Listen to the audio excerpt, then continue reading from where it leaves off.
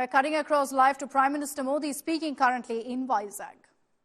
यहाँ के लोकप्रिय मुख्यमंत्री मेरे मित्र श्रीमान चंद्रबाबू नायडू जी, नेता अभिनेता डिप्टी सीएम पवन कल्याण जी, केंद्र सरकार में मेरे सहयोगी मंत्रीगण, राज्य सरकार के मंत्रीगण, सभी सांसद और अन्य विधायकगण, अन्य गणमान्य नागरिकगण, भाई और बहनों, आंध्र प्रजला प्रेमा मरियु अभिमानानकी ना कृतज्ञतलो ना అభిమానాన్ని చూపినచే అవకాశం ఇప్పుడు లభించింది. मैं सबसे पहले सीमाचलम वरालक्ष्मी नरसिम्हा स्वामी को प्रणाम करता हूं. आंध्र प्रदेश गवर्नर श्री सैयद अब्दुल नजीर गारू, जननेता मुख्यमंत्री श्री चंद्रबाबु नायडू गारू, नेता मरियु अभिनेता డిప్యూటీ సీఎం పవన్ కళ్యాణ్ గారు, కేంద్ర ప్రభుత్వంలో నా సహచర మంత్రులు, రాష్ట్ర మంత్రులు, ఎంపీలు, ఎమ్మెల్యేలు మరియు ఇతర ప్రముఖులు, సోదర సోదరీమణులు, ఆంధ్రప్రదేశ్ రాష్ట్ర ప్రజల ప్రేమ మరియు అభిమానానికి నా కృతజ్ఞతలు. నా అభిమానం చూపించే అవకాశం ఇప్పుడు నాకు లభించింది. ముందుగా మనం సింహాచలం వరాహ లక్ష్మీ నరసింహస్వామి వారికి నేను నమస్కరిస్తున్నాను. साथियों, आप सबके आशीर्वाद से 60 साल के अंतराल के बाद देश में तीसरी बार एक सरकार चुनी गई और सरकार बनने के बाद एक प्रकार से विधिवत रूप से मेरा ये पहला कार्यक्रम है. और जो शानदार स्वागत सम्मान आपने किया, रास्ते भर जिस प्रकार से लोग आशीर्वाद दे रहे थे, और आज चंद्रबाबू ने अपने भाषण में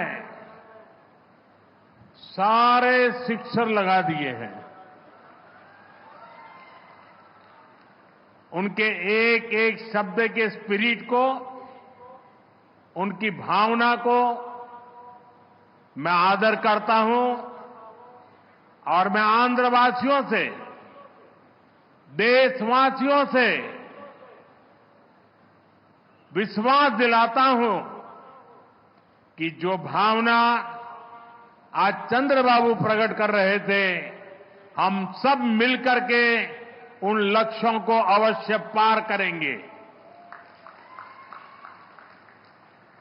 మీ ఆశీర్వాదంతో 60 సంవత్సరాల తర్వాత మూడోసారి మళ్లీ కేంద్రంలో మన ప్రభుత్వం వచ్చింది. తరువాత మీ యొక్క ఆశీర్వాదం, మీ యొక్క స్వాగతం నేను చూశాను. దానికి మించి మన అధినాయకుడు చంద్రబాబు నాయుడు గారు ఆయన స్పీచ్లో అన్ని విషయాలు కూడా కూలంకుషంగా చెప్పారు. ఆయన చెప్పిన ప్రతి విషయాన్ని కూడా గౌరవిస్తూ ఆంధ్రప్రదేశ్ రాష్ట్రానికి సంబంధించి ముఖ్యమంత్రి వర్యులు, రాష్ట్ర ప్రజలు ఏవైతే విశ్వాసం చూపిస్తున్నారో ఆ విశ్వాసాన్ని ఎక్కడా కూడా భంగం కలిగించకుండా మీ లక్ష్యాలు అన్నిటినీ కూడా సాకారం చేయడానికి నా వంతుగా మీకు సహకరిస్తాను అని తెలియజేస్తున్నాను. साथियों, हमारा आंध्र प्रदेश संभावनाओं का और अवसरों का, पॉसिबिलिटीज और अपॉर्चुनिटीज का राज्य है। जब आंध्र की ये पॉसिबिलिटीज साकार होगी तो आंध्र भी विकसित बनेगा और तभी भारत भी विकसित राष्ट्र बनेगा। इसलिए आंध्र का विकास ये हमारा विजन है। आंध्र के लोगों की सेवा ये हमारा संकल्प है। మిత్రులారా, మన ఆంధ్రప్రదేశ్ సాధ్యతలు మరియు అవకాశాలు కలిగి ఉన్న రాష్ట్రం.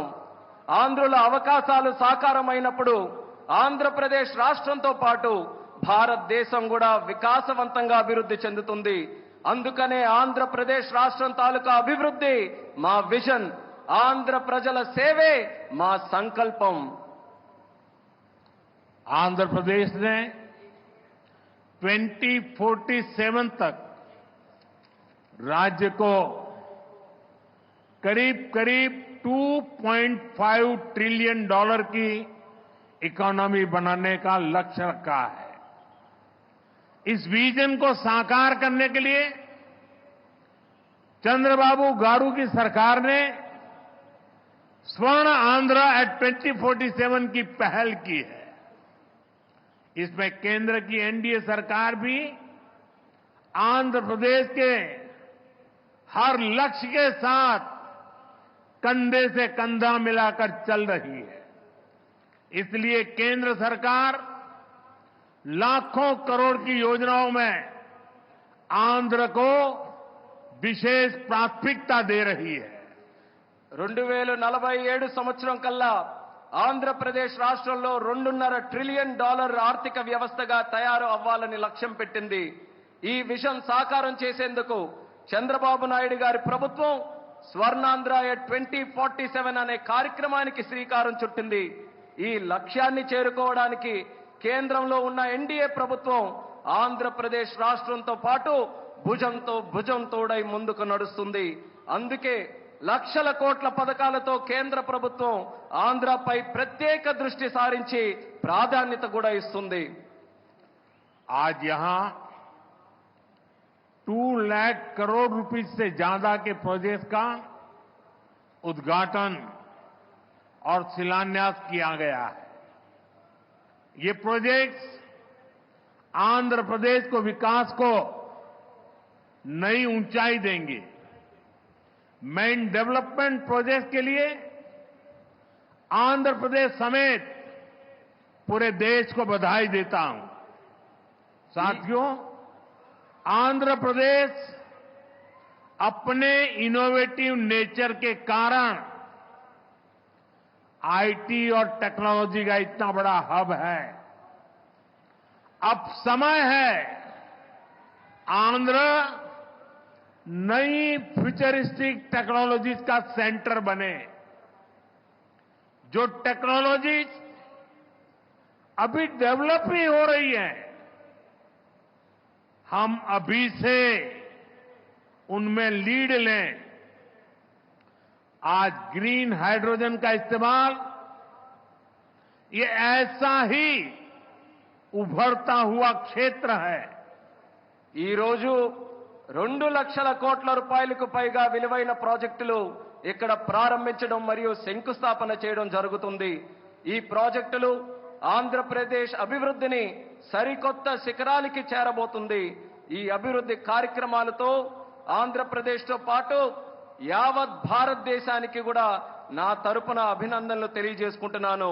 మిత్రులారా, ఆంధ్రప్రదేశ్ రాష్ట్ర ప్రజల తాలూకా సృజనాత్మకత వల్ల ఆంధ్రప్రదేశ్ రాష్ట్రం ఐటీ మరియు సాంకేతికతకు ఒక పెద్ద కేంద్రంగా మారింది. ఇప్పుడు సమయం వచ్చింది ఆంధ్రప్రదేశ్ రాష్ట్రం సరికొత్త టెక్నాలజీస్ కు కేంద్ర బిందువుగా మారాలి. ఈ కొత్తగా అభివృద్ధి చెందుతున్నటువంటి టెక్నాలజీస్ కి ఆంధ్రప్రదేశ్ రాష్ట్రం సారథ్యం వహించాలి. నేడు గ్రీన్ హైడ్రోజన్ టెక్నాలజీ కూడా అటువంటి ఎదుగుతున్నటువంటి ఒక రంగమే. देश ने 2023 में नेशनल ग्रीन हाइड्रोजन मिशन की शुरुआत की थी। हमारा लक्ष्य है 2030 तक 5 million metric tonnes green hydrogen का प्रोडक्शन। इसके लिए शुरुआती चरण में 2 ग्रीन हाइड्रोजन हब स्थापित होंगे, जिनमें से एक हमारा विशाखापट्टनम है। దేశంలో 2023లో నేషనల్ గ్రీన్ హైడ్రోజన్ మిషన్ ను మనం ప్రారంభించడం జరిగింది. మా లక్ష్యం Okay, so the Prime Minister currently speaking, even getting into a bit of Telugu there in his speech as he thanked the people for the love that they've shown.